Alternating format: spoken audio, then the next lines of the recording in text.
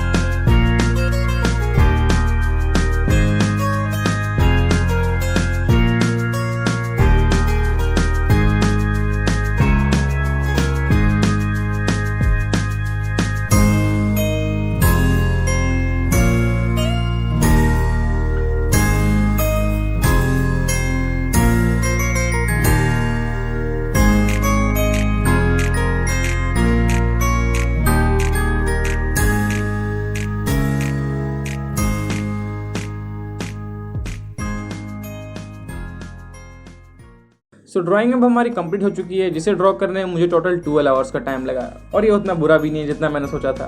तो वीडियो पसंद आया तो उसे एक लाइक कर देना, चैनल पे नए हो सब्सक्राइब कर लो। तो मिलते हैं जल्दी नेक्स्ट वीडियो में, तब तक के लिए राधे राधे।